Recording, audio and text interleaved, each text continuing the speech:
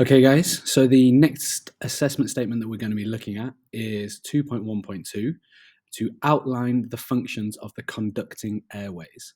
So, first thing to know, what is the conducting airway? And basically, it's just a complicated way of saying the passageway from the atmosphere to your lungs. So, in through your nose, down your trachea, into your lungs. Okay, now it has three main functions that you need to be aware of. Number one, it's a low resistance pathway for airflow. Number two, it's a defense against chemicals and other harmful substances that can be inhaled. Number three, it's to warm and moisten the air that you breathe in. And we're going to look in a little bit more detail of what they are because the assessment statement is outlined, which means to give a brief account or summary. So why? Why do we have these three functions? So the nasal passages are a low resistance pathway for airflow.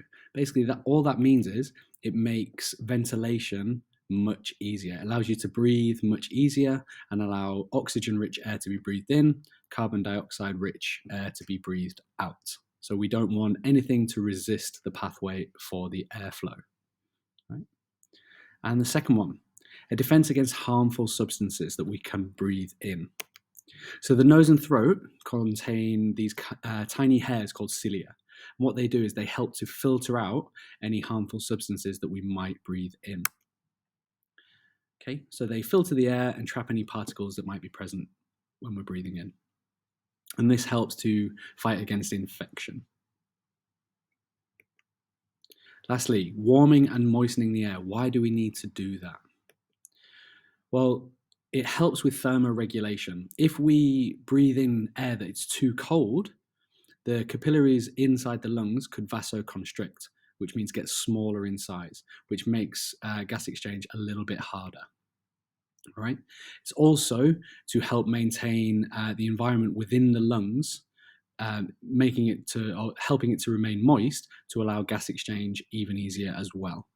Okay, because actually what we have, and we'll talk about this later on in the unit, but the gas exchange of oxygen and carbon dioxide that takes place needs that moist environment inside the lungs.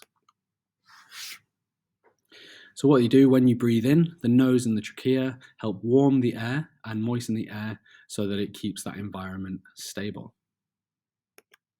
Okay, so to summarize, the three main functions: 1, low resistance pathway for airflow; 2, defend against harmful substances that you can breathe in; and number 3, warming and moistening the air. Okay, thanks very much. See you at the next one.